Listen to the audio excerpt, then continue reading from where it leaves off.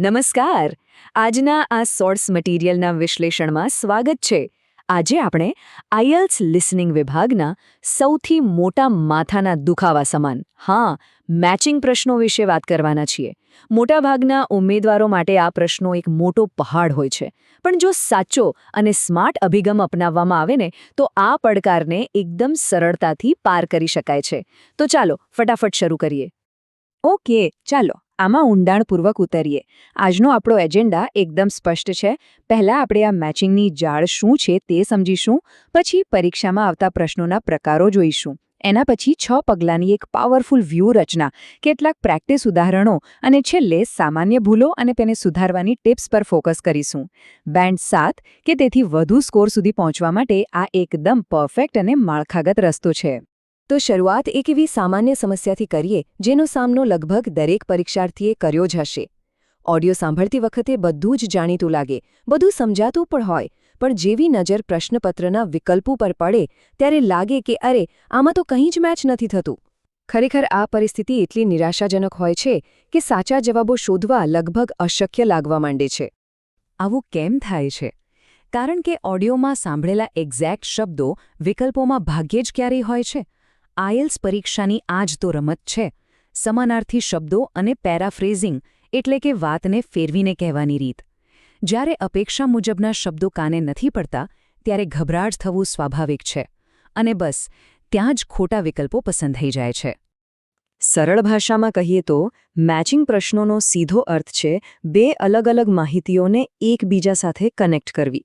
આ પ્રશ્નો મોટેભાગે રોજિંદા પરિસ્થિતિઓમાં એટલે કે સેક્શન 2માં અથવા શૈક્ષણિક ચર્ચાઓમાં એટલે કે સેક્શન 3માં જોવા મળે છે. અહીં કામ ફક્ત શબ્દો શોધવાનું નથી અહીં માહિતી અને વિચારો વચ્ચેનો સંબંધ સમજવાનો છે. અને આ સંબંધને પકડી લેવો એ જ તો ખરો ગેમ ચેન્જર સાબિત થાય છે. હવે થોડું પરીક્ષાના માળખાને સમજી લઈએ અને જોઈએ કે આ ટ્રિકી પ્રશ્નો પરીક્ષામાં કઈ રીતે વર્ગીકૃત થાય છે. જો પહેલેથી જ આ પ્રકારો વિશે ખ્યાલ હોય ને તો ઓડિયો સાંભળતી વખતે મગજ એકદમ એલર્ટ રહે છે કે ખરેખર શું સાંભળવાનું છે. અને આ વિગતો પરથી સ્પષ્ટ થાય છે કે પ્રશ્નોના મુખ્ય 3 પ્રકાર કયા છે: વક્તા મેચિંગ, સુવિધા મેચિંગ અને વાક્ય પૂર્ણ કરવા. અહીં એક બહુ મોટી જાળ એ હોય છે કે વક્તાઓના મંતવ્યો સાંભળવામાં બિલકુલ સરખા જ લાગે છે. તફાવત સાવ નજીવો હોય છે. આ ઝીણા તફાવતો પકડવા અત્યંત જરૂરી બની જાય છે. જો કે ગભરાવાની જરાય જરૂર નથી. આ બધી સમસ્યાઓનો એક એકદમ નક્કર અને સાબિત થયેલો ઉકેલ છે. માત્ર આંખ બંધ કરીને કીવર્ડ્સ શોધવાને બદલે વાતનો સંપૂર્ણ અર્થ સમજવા માટે અહીં એક સ્ટેપ બાય સ્ટેપ વ્યૂહરચના આપવામાં આવી છે. ચાલો એના પર નજર કરીએ. આ 6 પગલાં ખરેખર બ્રહ્માસ્ત્ર સમાન છે. પહેલું, સૂચનાઓ ધ્યાનથી વાંચવી અને કીવર્ડ્સ નીચે લીટી દોરવી. પણ સૌથી અગત્યનું છે ત્રીજું પગલું, સમાનાર્થી શબ્દોનો અગાઉથી અનુમાન લગાવવું.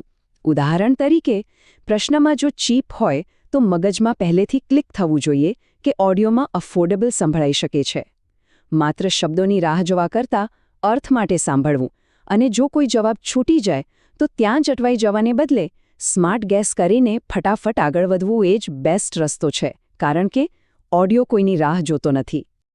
ઓકે, તો ચાલો આગળ વધીએ અને જોઈએ કે આ સ્ટ્રેટેજી વાસ્તવિક પ્રેક્ટિસમાં કેવી રીતે કામ કરે છે. હવે થિયરીને સાઈડમાં મૂકીને સીધા પ્રેક્ટિકલ એપ્લિકેશન પર જઈએ. 5 વાસ્તવિક ઉદાહરણોથી આ કૌશલ્યને વધારે મજબૂત બનાવીએ. વક્તા મેચિંગના આ પહેલા ઉદાહરણ પર નજર કરીએ. ધારો કે ઓડિયોમાં સંભળાય છે કે નવી લાઇબ્રેરીનું સૌંદર્ય અદ્ભુત છે, પરંતુ સભ્યપદ ફી વધારે છે. હવે અહીં સ્પષ્ટ જોઈ શકાય છે કે સાચા વિકલ્પમાં ચોક્કસ શબ્દો સાવ બદલાઈ ગયા છે. વક્તા ડિઝાઇનની પ્રશંસા કરે છે અને ખર્ચની ટીકા કરે છે. શબ્દો અલગ છે, પણ મૂળ અર્થ તો એ જ છે ને. એ જ રીતે આ બીજા ઉદાહરણમાં જોઈએ કે સુવિધા મેચિંગમાં શબ્દો કેવી રીતે રમત રમે છે. ઓડિયોમાં ઇન્ક્રેડિબલી સ્વિફ્ટ એટલે કે ખૂબ જ ઝડપી સંભળાય, જે વિકલ્પોમાં સરળતાથી માત્ર ફાસ્ટ બની જાય છે. અને ભાગ્યે જ દોડે છે એટલે કે બેરલી રન્સ નો સીધો અર્થ મર્યાદિત સમયપત્રક થઈ જાય છે. સાચો અર્થ સાંભળવાની આ જ તો ખરી કળા છે. હવે ત્રીજું ઉદાહરણ જુઓ. વાક્ય પૂર્ણ કરવાના પ્રશ્નોમાં પણ બિલકુલ આ જ નિયમ લાગુ પડે છે. નોંધ કરવા જેવી બાબત એ છે કે કેવી રીતે કોઈપણ વિશિષ્ટ શબ્દનું પુનરાવર્તન કર્યા વિના સંપૂર્ણ વિચારને સચોટ રીતે પકડી લેવામાં આવ્યો છે. વિવિધ સ્ત્રોતો એકત્રિત કરવા એ આઈડિયા સીધો જ વ્યાપક સંશોધન સાથે જોડાઈ જાય છે. નાના નાના શબ્દોમાં અટવાવા કરતાં આખો કન્સેપ્ટ સમજવો વધુ અગત્યનો છે. હવે આ ચોથા ઉદાહરણની સૌથી રસપ્રદ બાબત એ છે કે તે સ્પષ્ટપણે દર્શાવે છે કે કેવી રીતે વક્તાનો ઈરાદો અને બોલવાનો લહેકો જ સાચો જવાબ નક્કી કરી નાખે છે. ઓડિયોમાં ક્યાંય નિરાશા શબ્દ બોલાયો જ નથી, છતાં વાક્યનો ટોન સ્પષ્ટપણે મીટિંગના ફોકસથી અસંતોષ દર્શાવે છે. એટલે જ માત્ર શબ્દો નહીં, પાછળ છુપાયેલી લાગણીને પણ પકડવી પડે છે. અને આ પાંચમું ઉદાહરણ જુઓ. સૌથી મોટી ભૂલ જે વારંવાર જોવા મળે છે તે આ સુવિધા મેચિંગમાં જ થાય છે. ઘણીવાર ઉતાવળમાં અડધું વાક્ય સાંભળીને જવાબ નક્કી કરી લેવાય છે. જો કોઈ માત્ર ફિટનેસ સેન્ટર સાંભળીને સીધો જવાબ ટિક કરી દે અને વાક્યનો પાછળનો ભાગ જે સ્પષ્ટ કહે છે કે તે બંધ છે તેને ઇગ્નોર કરે તો તે 100% ખોટા જવાબ તરફ જ દોરી જાય છે. તેથી પૂરેપૂરું વાક્ય સાંભળવાની ધીરજ રાખવી એ તો સાવ બેઝિક જરૂરિયાત છે. અત્યાર સુધીની આખી ચર્ચાને હવે સારાંશ રૂપે સમજી લઈએ. મોટા ભાગે ક્યાં ભૂલો થાય છે અને એને સુધારીને કઈ રીતે બેસ્ટ સ્કોર સિક્યોર કરી શકાય તેના પર એક નજર નાખીએ.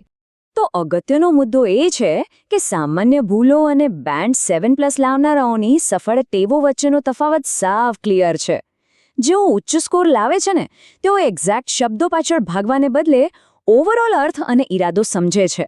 વાસ્તવિક દુનિયામાં પણ સ્પોકન ઇંગ્લિશ સમજવા માટે આ જ જરૂરી છે. અને હા, જો ભૂલથી કોઈ જવાબ છૂટી જાય તો ટેન્શનમાં આવીને પેનિક થવાને બદલે ઝડપથી આગળ વધવું એ જ સૌથી સ્માર્ટ સ્ટ્રેટેજી છે. છેલ્લે આ સંપૂર્ણ સમજૂતીનો સાર બસ આટલો જ છે કે ચોક્કસ શબ્દો શોધવા કરતાં વાતનો અર્થ સમજવો એ અનેક ગણો વધારે મહત્વનો છે. આ વ્યૂહરચનાઓનો જો રેગ્યુલર અભ્યાસ કરવામાં આવે તો રિઝલ્ટમાં મોટો બદલાવ આવી શકે છે. તો હવે વિચારવા જેવો પ્રશ્ન એ છે કે શું માત્ર કીવર્ડ્સની પાછળ દોડવાનું છોડીને સાચા અર્થને સાંભળવાની આ નવી આદત આવનારી પરીક્ષાનું પરિણામ સંપૂર્ણપણે બદલી શકશે ખરી? ચોક્કસપણે. આ સાથે આપણા આ સોર્સ મટીરિયલનું વિશ્લેષણ અહીં પૂર્ણ થાય છે.